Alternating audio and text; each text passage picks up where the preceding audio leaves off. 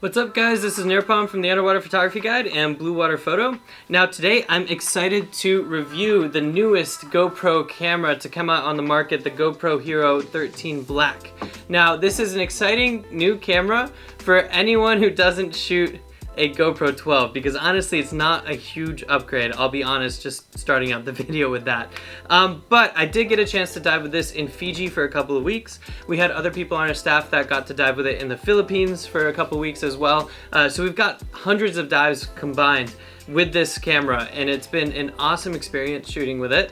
It's super easy to use, it's super small, compact, the perfect dive travel camera. So this is probably one of the most popular underwater cameras in the world, if not the most popular underwater camera in the world. And I want to give you my impressions of it, how I enjoyed using it diving, show you guys some of the footage, and talk about some of the top accessories for this camera. Now, before I get into this video, guys, please make sure you like and subscribe to our channel. It really helps us out with the YouTube algorithm. It gets our content out there.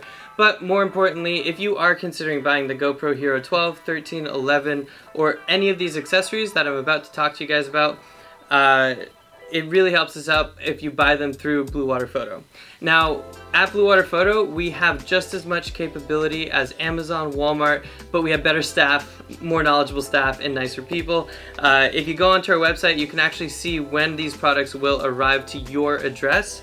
Right on the product page, you can see stock levels on the product page. There's a chat feature so you can actually talk to our knowledgeable staff. And I'd like to think that our team is the friendliest and most knowledgeable in the industry. So make sure you reach out to us. You can reach out to us at sales@bluewaterphotostore.com if you want any more information about this stuff, or just go to our website and check out the chat feature. And all the details of all these products will be there. Anyway, back to the review. Now, with any underwater video camera, you want to consider a couple of things when you're making a choice. The first is, what is the sensor size? The GoPro 13, like the 12 and 11, have a larger sensor than previous GoPros. This allows you to have better quality video at higher ISOs. So when you're in low light situations, the video quality is going to be better with the GoPro 13 versus the GoPro 9 and the GoPro 10. In fact, there's actually a new noise reduction mode in the GoPro 13. However, I like to do my noise reduction in post-processing rather than doing it inside the camera so that I have full control. Another thing you want to consider when you're considering underwater video is your frame rates and resolution. For those of you that don't know, a resolution is basically the number of pixels you have in your video. So a 4K video is going to have more pixels in the video, and a 1080 video is going to have less pixels in the video. Now, if you have a larger full frame sensor camera that has a bigger sensor than the GoPro, even if you're shooting 4K video with that larger camera, it's actually the same resolution as 4K video in the GoPro. What really matters is the screen that you view it on. So a 4K video is going to be viewed very well on a 4K screen versus you don't really want to view a 1080 video on a 4K screen. Now, another thing that resolution helps you with is cropping. So if you want to film a video in 4K and then export a video in 1080, you can actually crop with your 4K video. So having that higher resolution allows you to crop more. Now, the GoPro Hero 13 can do 5.3K. Now that is an excellent resolution. It's actually, I believe, an 8x7 sensor, so it's designed for social media as well, so it can do vertical video too, which is great if you are wanting to put your videos on Instagram. But overall, it has a pretty high resolution sensor. It's just a little bit smaller than you might have with a higher end camera, but bigger than previous versions of the GoPro. So finally, the last thing you want to consider when you're shooting underwater video is frame rate. And that is how many images are going by on the screen per second to make it into a video. Now, the minimum that you want is 24 frames per second.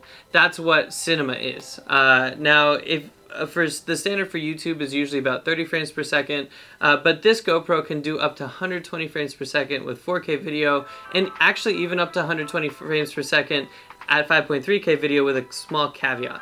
So what that means is you can actually film at a high frame rate, film at 120 frames per second or 60 frames per second, and then slow that video down when you're processing it in your video editing software, and then export at 30 frames per second. So a 4K video filmed on the GoPro Hero 13 can be slowed down about 4 times to have 30 frames per second, and what that means is you can do ultra slow motion and you can really stabilize underwater. Guys, remember that when you are underwater, everything is in a three-dimensional environment. You're moving in every direction, there's waves going by, you're not really on a tripod, so the best thing that you can possibly have is a high frame rate so that you can slow down that video, keep it relaxed, keep it calm, and then you don't feel sick when you're looking at your video.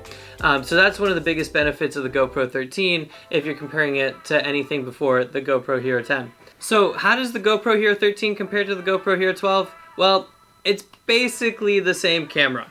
Now that said, it does have a longer battery life.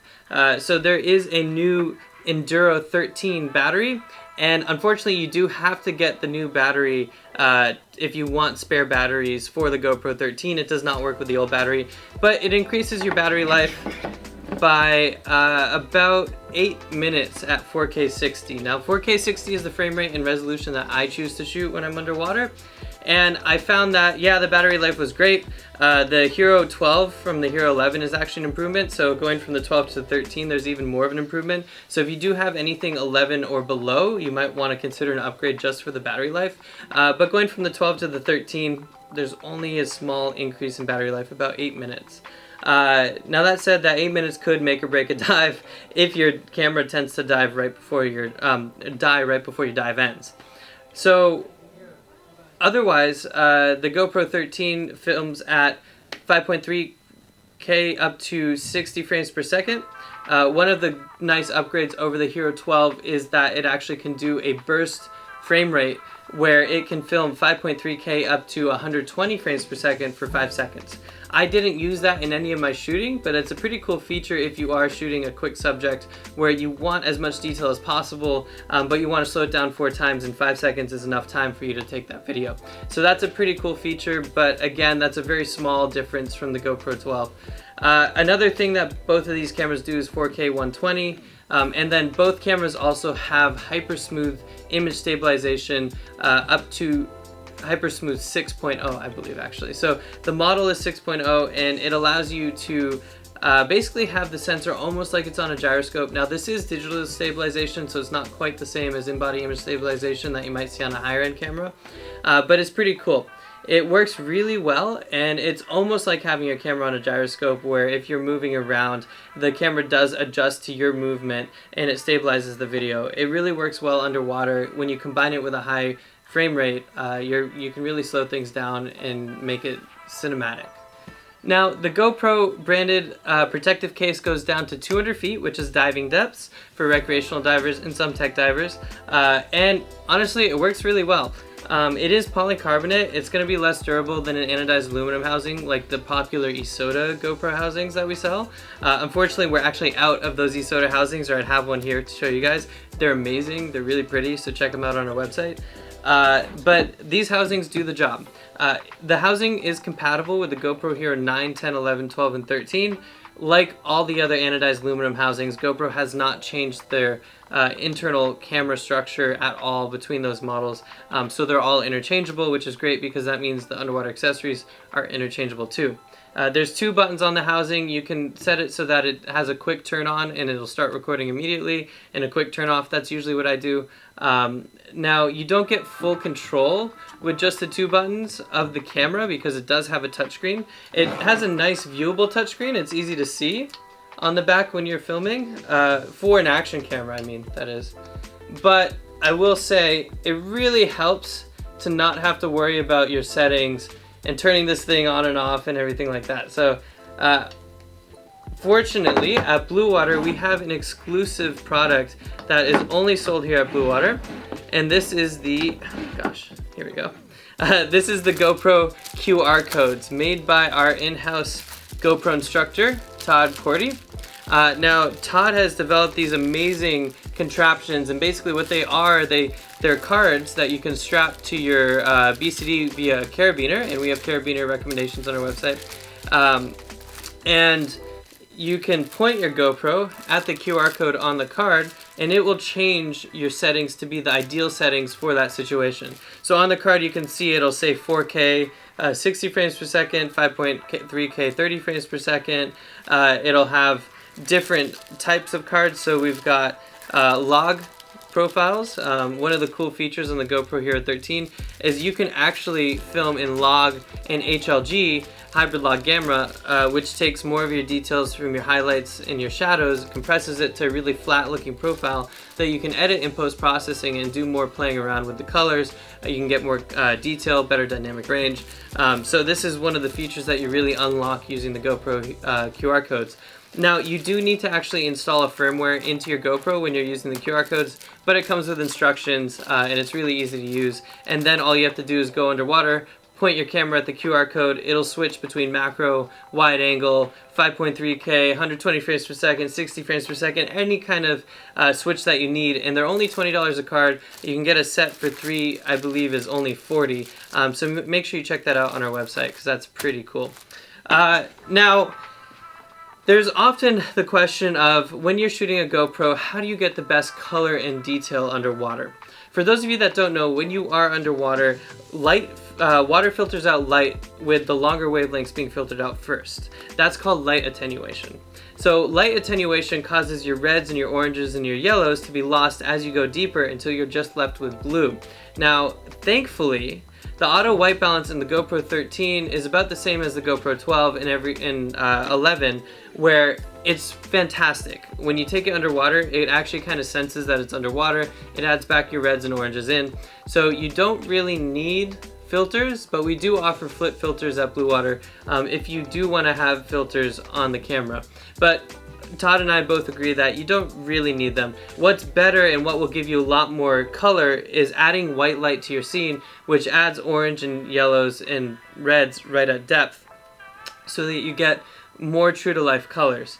So I always recommend shooting with a video light. Now, we have tons of different video lights and different tray and arm setups where you can attach the GoPro to the video lights at Bluewater. This is just one setup that we have here.